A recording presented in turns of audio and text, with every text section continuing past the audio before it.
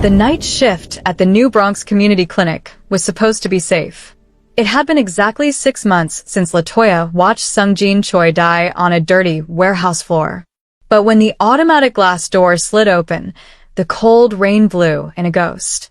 LaToya dropped her clipboard, the plastic cracking loudly against the floor. The tall man in the dripping black leather coat slowly turned around. He reached up and unbuttoned his wet shirt, revealing a massive, jagged surgical scar right over his heart. Sungjin stepped forward, his new heart beating loud and steady in the quiet room. "They fixed my heart, LaToya," he whispered, his eyes full of fear. "But yours is in danger. We have to run right now." LaToya pressed her shaking hand against his chest, completely frozen. He was warm. He was alive. Sungjin quickly explained the impossible truth. When he took that bullet 6 months ago, Agent Martinez and the FBI dragged his body out the back doors before the police arrived. They faked his official death report to trick the underworld. Then, they used his secret immunity deal to fly him to a hidden black market hospital, giving him a brand new heart paid for with his own seized mafia money. He was supposed to stay a ghost on a quiet island forever. But a new monster was coming to New York. Madame Beck, the ruthless white dragon from Seoul who secretly funded Minsu's army, had crossed the ocean to collect her debt.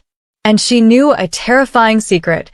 LaToya's new clinic was built directly on top of the Choi family's master underground vault. Sungjin broke his FBI deal and threw away his freedom to come back for the nurse who saved his soul. This is part 2 of the story. If you haven't seen part 1 yet, go watch it first. You'll need it to truly feel the twists, tension, and emotional impact of what happens next. If you want to see how a dead king and a brave nurse fight an international army, hit that subscribe button right now because the next 60 seconds will blow your mind. Tires screamed against the pavement outside the clinic. 3 giant black SUVs smashed through the heavy iron gates like they were made of paper. Glass shattered everywhere as armed men in dark suits poured out of the vehicles. Sungjin grabbed LaToya's arm with a grip like steel. "We have to go now," he yelled over the sound of shouting. LaToya's heart pounded against her ribs like a trapped bird. She followed him down the dark hallway, leaving behind her quiet life. Sungjin kicked open a heavy metal grate at the back of the building. An awful, damp smell rushed up to meet them. It was an old storm drain. Rainwater rushed loudly in the darkness below. "Climb down." "Hurry," he ordered. LaToya didn't argue. She gripped the cold, rusty ladder and climbed into the deep shadows. Sungjin pulled the heavy metal cover shut right over their heads just in time. Seconds later, they heard the heavy boots of the armed men stomping on the metal right above them. They were safe for a moment, but the terrifying chase had just begun. They were trapped in the dark, and the only way to go was deeper into the wet tunnels. The tunnel was freezing and the air was thick with the smell of old rain. Dirty water splashed against their ankles with every step they took into the dark. When they finally found a dry spot to rest, the quiet settled heavily around them. LaToya turned to look at Sungjin in the dim light of a small flashlight. Her hands were shaking with a mix of fear and confusion. Without warning, she balled her fists and punched him hard in the chest. "Ow," he grunted, stepping back in surprise. "You were dead," she screamed, tears finally spilling down her cheeks. She hit him again, her voice echoing off the stone walls. "I went to your funeral. I cried for months because of you." Sungjin did not fight back or try to block her. He just looked at her with sad, tired eyes. "I know," he whispered softly. "I am so sorry, LaToya. I had to fake my death to keep you away from these bad people." She collapsed against his chest, sobbing into his wet jacket. He was really alive. She felt his strong heartbeat against her cheek, feeling both angry and relieved. They walked for another hour through the maze of pipes before the tunnel opened up. An old, abandoned subway car sat quietly on a forgotten track covered in dust. Inside, the car was surprisingly warm and lit by several battery-powered lamps. There were thick blankets, stacks of canned food, and a small radio. This was Sungjin's secret safe house. Latoya fell onto a dusty seat, her legs feeling like jelly. Suddenly, a terrible thought struck her heart like a bolt of lightning. Marcus. She gasped, grabbing her cell phone from her pocket. Her younger brother was at home all alone. Her hands trembled as she dialed his number, praying he would pick up. The phone rang once, twice, and then a third time. Finally, Marcus answered. "Hello? Latoya," he said, sounding sleepy and confused. "Marcus, listen to me," Latoya said quickly. "You need to leave the house right now." Before she could finish her sentence, she heard a loud, violent crash on the other end. Men were shouting in the distance. "Latoya? Who are these guys?" Marcus yelled in terror. Then, the line went totally dead. Latoya stared at the silent screen. Back at the clinic, the armed men stood in a line. A sleek, black car pulled up to the curb, and Mariong Beck stepped out slowly. Her expensive heels clicked sharply on the broken glass covering the floor. She walked into the empty clinic with a face as cold as a winter morning. She hated losing more than anything else in the world. She looked around the messy room and spotted a framed piece of paper hanging on the wall. It was Latoya's nursing degree, the thing she had worked so hard to earn over many years. Mariong smiled a cruel, thin smile that did not reach her eyes. She reached into her dark coat and pulled out a solid gold lighter. With a sharp flick of her thumb, a bright orange flame popped up. She held the fire to the corner of the paper. The degree caught fire quickly, turning black and curling into gray ashes inside the frame. "Find them," Mariong whispered to the guards standing behind her. She dropped the burning frame onto the floor and crushed it with her shoe. "Burn their whole world down. This is war now." They needed money to find and save Marcus, and they needed it fast. Sungjin knew only one place to get quick cash, a local mafia stash house hidden in the city. They stood in the dark alley behind the building, watching the guards.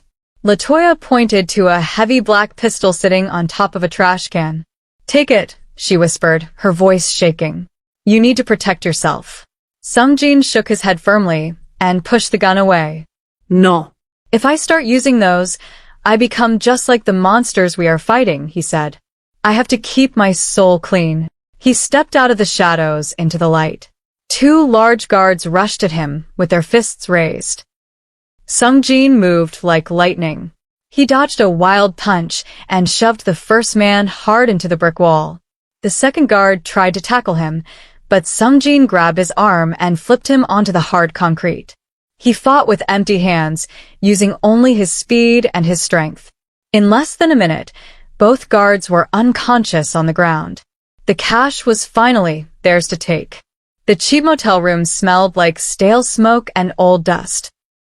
Rain beat heavily against the single, cracked window, making a lonely sound. Latoya sat on the edge of the sagging bed, holding a damp washcloth. Sungjin sat beside her, slowly taking off his wet, torn shirt. For the first time, Latoya saw the deep, jagged scars stretching across his ribs and chest. They were brutal marks from past surgeries and terrible fights that he had never talked about. Her breath caught in her throat as she looked at his skin. She had always seen him as a tough, untouchable leader who never showed any pain. Now, looking at his bruised body, she realized how human and fragile he truly was. With gentle hands, she carefully wiped the dirt and dried blood from his tired shoulders. He flinched slightly when the cool cloth touched a fresh cut on his side. "I am sorry," she whispered, her voice soft in the quiet room. "It is okay," he replied, looking down at her kind hands. He did not pull away from her touch this time. In that small, dingy room, the walls between them started to crumble. He was no longer a scary boss, and she was no longer just a frightened nurse. They were just two people surviving a long night together. The heavy silence in the motel room suddenly felt different.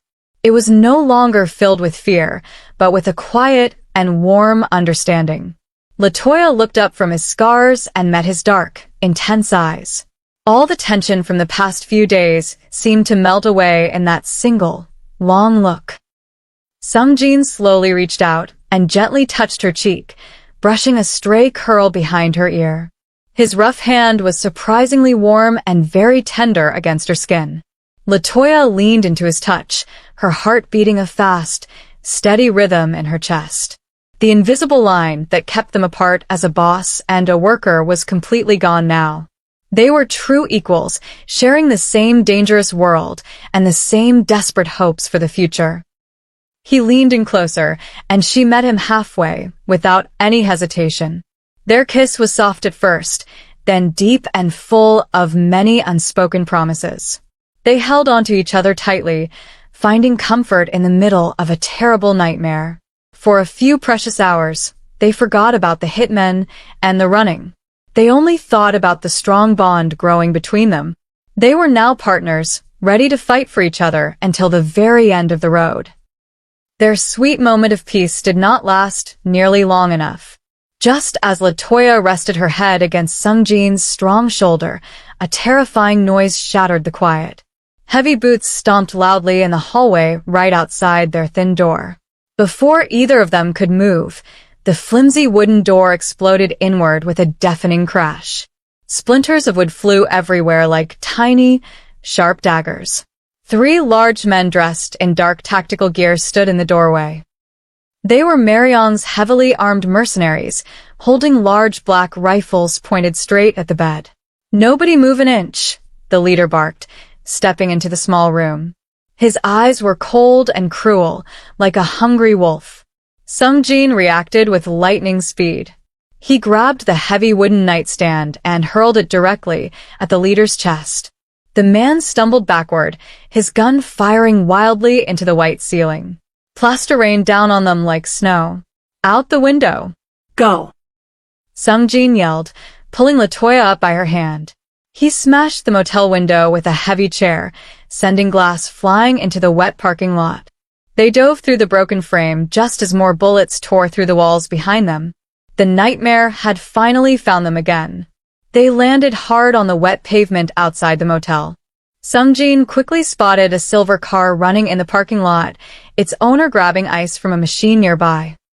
Latoya sprinted to the driver's side and jumped behind the wheel before anyone could stop her. Sungjin slid into the passenger seat just as the mercenaries burst out of the broken motel window behind them. Latoya slammed her foot on the gas pedal as hard as she could. The tires spun wildly on the wet ground before catching the road, shooting the car forward into the rainy night. 2 dark SUVs quickly appeared in their rearview mirror, roaring loudly as they chased them toward Manhattan. Latoya gripped the steering wheel tightly with both hands. Growing up in the Bronx, she knew these busy city streets better than anyone else. "Hold on tight," she yelled over the engine. She jerked the wheel hard, taking a sharp turn down a narrow, trash-filled alley. The pursuing cars struggled to keep up with her fast moves. She sped through red lights, dodged slow yellow taxis, and zoomed down tight one-way streets in the wrong direction. Her quick thinking and fearless driving kept them just one step ahead of the flying bullets. Latoya finally parked the stolen car in a dark, empty lot near a rundown apartment building. They had tracked her brother's phone signal to this exact spot. They rushed up the dirty stairs to the 3rd floor and knocked on a peeling green door. Marcus opened it slowly, holding a heavy wooden baseball bat tightly in his hands. When he saw Latoya, he dropped the bat and hugged her tightly. But then he looked over her shoulder and froze completely. His eyes grew wide with pure shock and sudden, burning anger. He recognized the man standing in the shadows immediately. "What is he doing here?" Marcus yelled, pointing a shaking finger at Sungjin. "The news said he was dead. Everyone said he was gone." Latoya stepped between them, holding her hands up to try and calm him down. "Marcus, please listen to me. He saved my life," she pleaded. Marcus shook his head furiously, his face turning bright red with rage. "He is a mafia boss, Latoya. He brings nothing but danger and death wherever he goes." Marcus backed away toward the kitchen counter, reaching for a cell phone. "I am calling the cops right now," he threatened, his voice shaking with fear. "We cannot trust him at all." Marcus stared fiercely at Sungjin, his thumb hovering over the green call button on his cell phone. The tiny apartment was completely silent except for the heavy rain beating against the dirty glass window. Latoya stepped closer to Sungjin, placing a gentle hand on his broad chest. She did not say a single word, but the soft, desperate look in her brown eyes spoke volumes to her brother. Sungjin looked down at her, and his dark, dangerous eyes instantly softened into something kind. In that brief moment, Marcus saw something he never expected from a ruthless mafia boss. He saw pure, undeniable love. Sungjin was clearly willing to die just to keep Latoya completely safe from harm. Slowly, Marcus lowered his phone and let out a long, heavy sigh. "Fine," he muttered, shaking his head in total disbelief. "But if you ever hurt my sister, I will surely finish the job your enemies started." Sungjin gave a slow, respectful nod of agreement. Marcus walked over to his cluttered desk and booted up his glowing computer monitors. His fast fingers began to fly across the dark keyboard. He was a brilliant computer genius. "If we want to survive," Marcus said, "I really need to hack into Mariong's private communication network right now." While Marcus typed furiously away at his glowing screens, Sungjin walked into the narrow kitchen to think. He needed to find a safe way to finally end this terrible nightmare using the law. He pulled out a highly secure, untraceable phone from his dark leather jacket. He dialed a secret number he had memorized long ago during his time in the underworld. It belonged to Special Agent Martinez, one of the few honest men left in the local FBI office. Sungjin listened as the phone rang loudly in his ear, echoing against the quiet walls. 1 ring. 2 rings. 3 rings. Every single second felt like an hour of his life. Finally, the call connected, but no one spoke on the other end of the line. "Martinez, it is Sungjin," he whispered into the receiver. "I am still alive, and I need your help right now. Mariong has gone completely out of control. She is trying to destroy everything in her path to get power." There was only a chilling, empty static on the line. No friendly voice answered him or gave him hope. Sungjin felt a cold knot form tight in his stomach.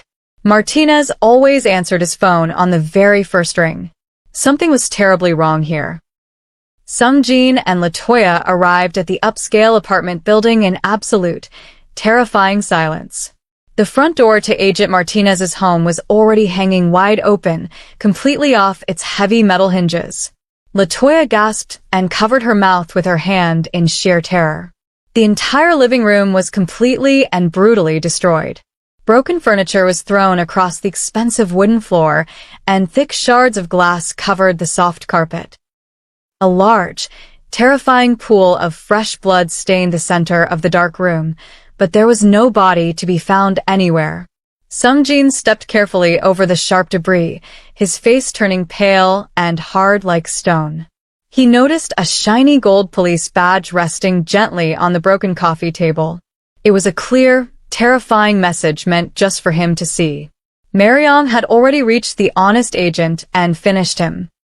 She had used her endless supply of dirty money to buy off the local police force.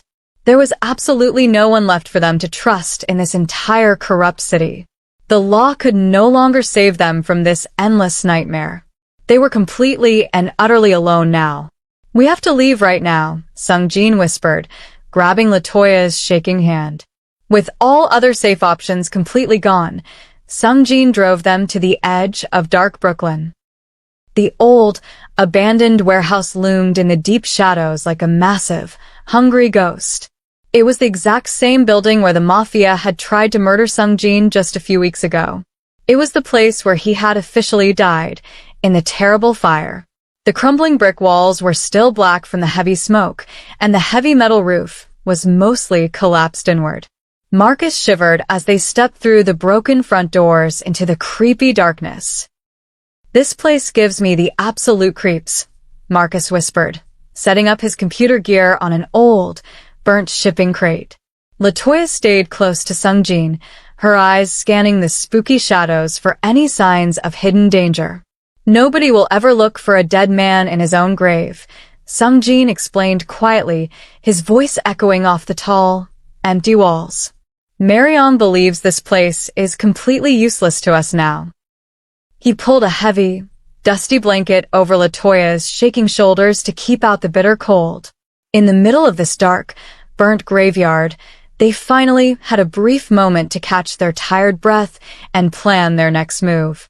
Inside the freezing, empty warehouse, Marcus stared at his bright laptop screen for hours. Code scrolled rapidly across the bright glass display as he worked. "I am in," he finally announced, his fingers typing quickly on the keys. He had finally cracked Marion's highly secure network.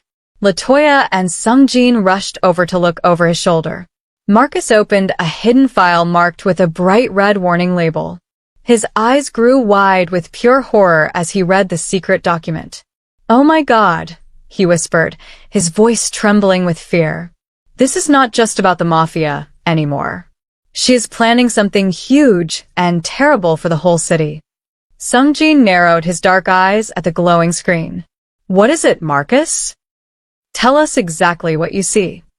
Marcus pointed a shaking finger at a detailed map of the city. "Marion wants to access a massive underground bank vault hidden right beneath the Bronx. But the only way down there is through the old subway tunnels." He swallowed hard, his face turning white. "She has planted explosives everywhere. She is going to blow up our entire Bronx neighborhood tonight just to get the stolen money." Latoya gasped, thinking of all the innocent families living right above the bombs. Latoya knew they needed more information to stop the deadly explosions. She decided to take a massive, terrifying risk. Borrowing a crisp white coat and a stethoscope from an old friend, she disguised herself as a private doctor. Her heart hammered against her ribs as she walked into the grand lobby of Marion's luxury hotel. She kept her head down, trying to look calm and professional. The heavy golden doors of the elevator slid open, and she stepped inside, pressing the button for the top penthouse floor. Her hands were sweating so much she could barely hold her medical bag. When the doors opened again, two large guards in dark suits stared right at her. "I am the private physician," Latoya said, making her voice sound deep and strict. Madame Beck requested a health check immediately. The guards looked at each other, then slowly stepped aside to let her pass. Latoya walked into the massive, beautiful suite, completely alone in enemy territory. She had to move fast before Marion returned. Every single second felt like an hour as she searched the room for a good place to hide the tiny listening device. Latoya quickly slipped the tiny, black listening bug perfectly underneath a heavy marble table. She carefully smoothed out her white doctor's coat and hurried toward the heavy front door. Just as she grabbed the brass handle, she heard the terrifying sound of heavy boots marching down the outside hallway. She froze in pure panic. Peeking through the small peephole, her blood ran completely cold. 3 tall men with deadly tattoos covering their necks were walking right toward the suite. They were the White Dragon's top assassins, known for never leaving anyone alive. Latoya backed away from the door, her mind racing for a quick escape. She ran into the fancy bathroom and quietly opened the small window leading to the fire escape. As the suite door clicked unlocked, Latoya squeezed her body through the tight window frame. She held her breath, clinging to the cold iron stairs outside as the assassins stomped into the room. "The boss will be here soon," one of the men grunted loudly. Latoya did not wait to hear any more. She scrambled down the metal stairs as fast and as quietly as she could. Back in the freezing, dark warehouse, Marcus quickly connected his laptop to the hidden listening bug. Static hissed through the small speakers before a cold, familiar voice filled the room. It was Marion. "Are the packages in place?" she asked sharply over the device. A deep, gruff voice answered her immediately. "Yes, madam. The explosives are currently being placed along the main subway lines directly beneath the Bronx. The timer is set for exactly midnight." Latoya looked at the glowing digital clock on Marcus's computer screen. It was already 10 o'clock at night. They had less than 2 hours to stop the massive bombs from destroying their entire neighborhood. Panic gripped Latoya's throat like a tight fist. Thousands of innocent families were sleeping right above a deadly trap. Sung-jin stood up slowly, his face pale but his dark eyes burning with fierce determination. "We have to split up right now to cover more ground," he ordered, grabbing his heavy leather jacket. "We are officially running out of time." Every passing minute brought the ticking bombs closer to exploding. It was a terrifying race against the clock to save their city. Before heading into the dark subway tunnels, Latoya needed one last piece of the puzzle. She rushed to the city prison to visit Marion's lieutenant, Min-soo. He sat behind the thick glass window in a bright orange jumpsuit. He looked completely broken and exhausted, his proud shoulders slumped forward in defeat. He picked up the heavy black phone on his side of the glass. "Why are you here?" he mumbled quietly, not making eye contact. "Marion is going to blow up the Bronx tonight," Latoya said firmly into her own phone. Min-soo slowly lifted his head, his eyes wide with sudden horror and deep sadness. He knew exactly how evil his Marion could be. A cruel guard yelled that visiting time was almost over. Min-soo suddenly pressed a small, crumpled paper napkin against the thick glass before slipping it quickly through the metal slot at the bottom. Latoya grabbed it instantly. "She never leaves loose ends," he whispered fearfully before standing up to leave. Latoya unfolded the dirty napkin outside. It contained a secret code and a terrifying warning about Marion's absolute cruelty and hidden traps.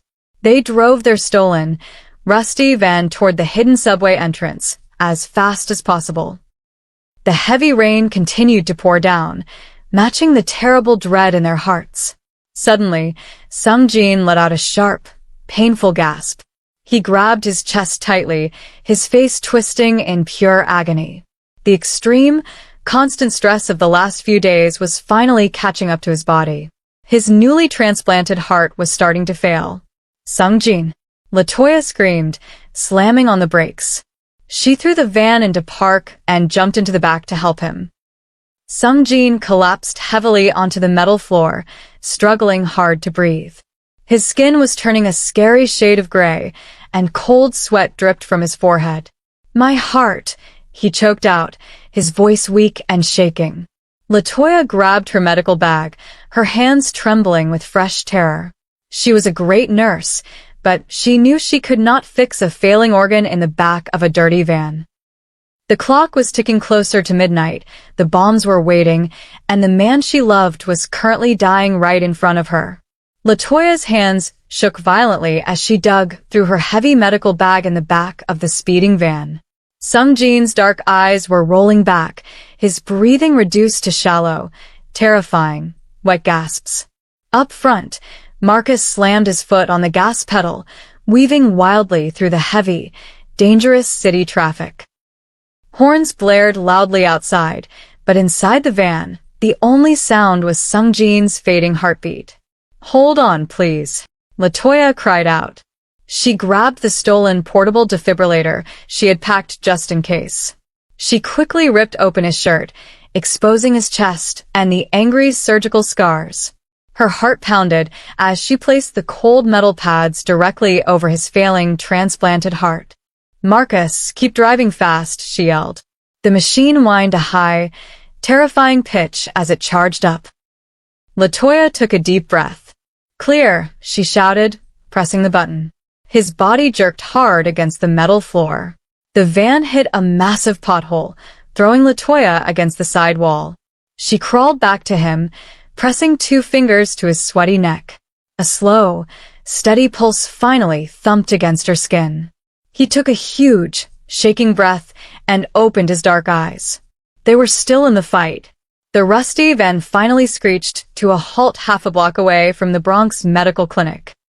The street, usually bustling with friendly neighbors and loud music, was completely dead and silent. Marcus peered carefully through the rain-streaked windshield. His eyes widened in absolute horror. The White Dragon's brutal army had completely taken over the small building. Heavily armed mercenaries in black tactical gear stood like dark statues at every single entrance. Through the broken front windows, Latoya could see terrified local residents huddled tightly together on the floor. Men, women, and even little children from her neighborhood were being held hostage at gunpoint. Marion Beck stood proudly in the center of the room, her cruel smile visible even from a distance. She was using innocent people as human shields for her final, deadly confrontation. Sung Jin sat up slowly, clutching his sore chest. His face was pale, but his jaw was set with fierce anger. She crossed the final line, he whispered, loading a heavy magazine into his weapon. Latoya looked at the terrified faces of her beloved neighbors. She felt a burning fire ignite deep in her stomach. They were not running away anymore. They were going to war. Before Sung Jin could even open the van door, a loud click echoed in the small space. Latoya froze completely. She slowly turned her head and gasped in pure shock. Marcus was pointing a heavy black pistol directly at Sung Jin's chest. His hands were shaking slightly, but his eyes were hard and cold. "Marcus, what are you doing?" Latoya screamed, reaching out to grab his arm. "Put the gun down right now." Marcus stepped back, keeping the dangerous weapon incredibly steady. "I am so sorry, Latoya," he said, his voice cracking with intense emotion. "I cannot let you both die tonight. I have to protect my own family first." He motioned with a gun toward the open van doors. "Get out and walk toward the clinic." Sung Jin did not fight back. He simply raised his hands and stepped out into the pouring rain. Latoya cried hard, feeling her entire world shatter into tiny pieces. Her own brother had betrayed them to the enemy. Marcus marched them down the wet street, keeping the gun pointed at their backs. The heavily armed mercenaries at the clinic doors lowered their rifles and smiled cruelly as Marcus pushed his prisoners inside to face Marion Beck. Inside the bright clinic, Marion Beck laughed a cold, evil laugh. She walked slowly toward them, her expensive heels clicking loudly on the clean tile floor. "Well done, little boy," she sneered at Marcus. "You finally made a smart choice for your family." Believing she had completely won, Marion signaled her heavily armed guards to lower their dangerous weapons and relax. She turned her back for just one single second to happily admire her grand victory. In that exact moment, the terrifying look in Marcus's eyes completely vanished. He instantly spun around, tossing the heavy black pistol directly into Sung Jin's waiting hands. It was all a brilliant, fake trick. Marcus's betrayal was just a clever plan to get them right past the massive army and directly into the very heart of the clinic. With lightning speed, Sung Jin knocked out the closest guard and aimed the gun perfectly at the deadly explosive strapped to the main vault door. "Nobody move," Sung Jin roared, his deep voice shaking the entire room. Marion spun back around, her cruel smile immediately melting into pure rage and absolute shock. Latoya smiled brightly through her tired tears, incredibly proud of her brave brother. The fight truly began. Marion glared furiously at the gun aimed at the vault. Her hands shook with anger, but then a sick, twisted smile slowly returned to her face. She reached into her dark coat and pulled out a thick stack of legal papers. "You think you have won, Sung Jin?" she hissed like a snake. "You are just a dead man." She threw the papers hard onto the floor right in front of Latoya. "Look at the clinic deed you signed 6 months ago." Marion yelled. Latoya cautiously picked up the documents. Her eyes quickly scanned the legal writing, and her breath caught sharply in her throat. This was not just a simple paper for the medical building. Hidden in the fine print was a massive, unbreakable legal transfer. Sung Jin had secretly signed over his entire criminal empire, all his dirty money, and his massive power directly to Latoya. "He made you the head of the Choi family," Marion revealed, her voice dripping with poison. "You are the boss of the underworld now, little nurse." Latoya stared at Sung Jin in total disbelief. He had given her absolute control over everything they had, trusting her completely to finally end the terrible darkness for good. Marion Beck stared at the legal papers in Latoya's shaking hands. Her beautiful face twisted into an ugly, hateful mask of rage. All her careful planning, All her dirty tricks and all her murders were completely ruined by a simple signature. Because Latoya was now the legal boss of the Choi family empire, Mariong could not steal the massive underground vault or the money. The law completely blocked her path. "You think a piece of paper can stop me?" she screamed, her voice echoing off the bright clinic walls. She stomped her expensive heel on the broken glass. "I do not care about the law anymore.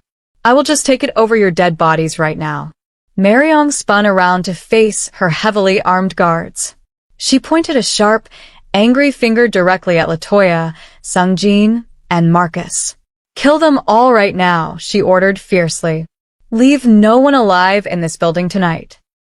The dangerous mercenaries raised their heavy black rifles, aiming straight at their trapped targets.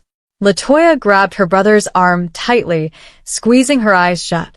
Sungjin stepped bravely in front of them, ready to take the first deadly bullets to protect the woman he truly loved. Before the evil guards could pull their heavy triggers, a deafening roar shook the ground beneath their feet.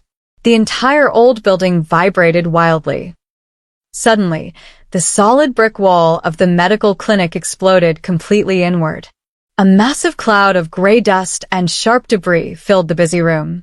The terrified people screamed and covered their heads in terror. A giant, stolen city prison bus smashed right through the large hole, crushing 2 armed guards under its huge black tires.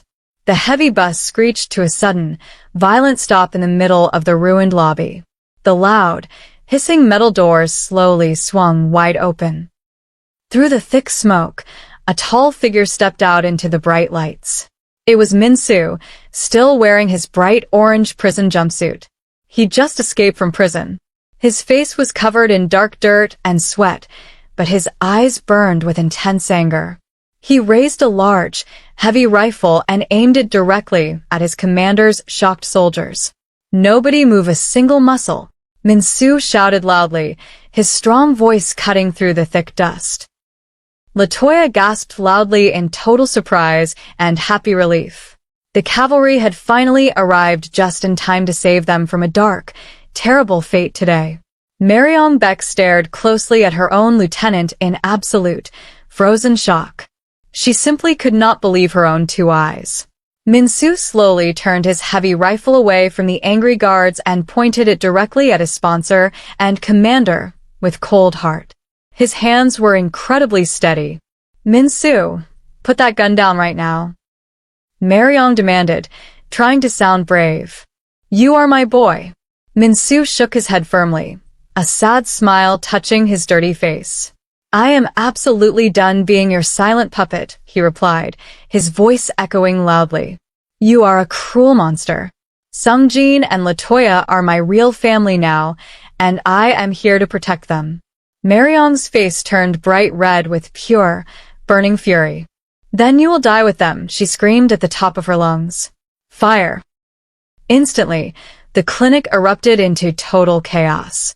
A massive, epic, terrifying shootout began in the dusty lobby. Bullets flew wildly through the thick air, shattering the remaining glass and destroying the wooden desks. Sungjin quickly tackled Latoya and Marcus firmly to the ground, keeping them safe behind the thick, metal wheels of the giant prison bus. The terrible noise of the loud guns was truly deafening and very scary. The loud shootout finally slowed down as Min-soo bravely forced all the bad guards to retreat outside. Latoya slowly stood up from behind the large bus tire, brushing dust off her torn clothes. She happily thought the terrible fight was finally over. But Mariong Beck was absolutely never going to surrender. Hidden behind a broken desk, the evil woman reached into her dark coat and pulled out a small, shiny silver pistol. She aimed the deadly weapon directly at Latoya's unprotected back. "If I cannot have the Empire, nobody will," Mariong screamed wildly. She pulled the tight trigger with a loud bang. Time seemed to slow down completely. Min-soo saw Mariong fire the deadly shot. Without any hesitation, he dove through the thick air, jumping right in front of Latoya. The single bullet struck his chest hard, and he collapsed heavily onto the cold floor. He bravely sacrificed his own life to save hers. Latoya screamed out loudly in pure horror. Filled with intense, burning rage, Sungjin sprinted fiercely across the ruined room. He kicked the silver gun right out of Maryong's hand and pinned her firmly to the ground. The cruel, evil mafia boss was finally defeated forever. Exactly 1 full year had passed since the terrible shootout at the Bronx clinic. Many things had changed for the better. Maryong Beck was now locked away safely inside a dark, terrifying maximum security prison, wearing the same orange clothes her lieutenant once wore. Using her immense legal power, Latoya had completely dissolved the entire Choi mafia empire. She gave all the dirty money away to charities and local hospitals, happily helping thousands of poor families in the busy city. Now there was no more danger or running. On a bright, sunny morning, Latoya walked barefoot along a beautiful, peaceful beach in warm Jamaica. The warm, soft white sand felt perfectly wonderful beneath her toes. The crystal-clear ocean water gently washed over her ankles.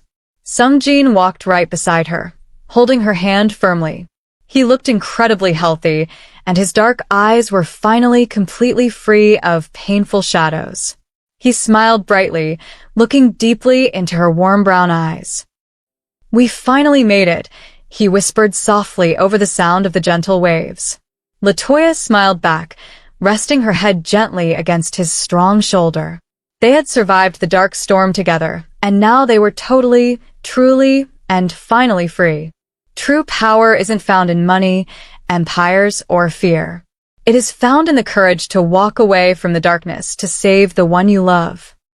Sungjin and Latoya proved that no matter how deep the scars run, redemption is always possible if you are brave enough to fight for it.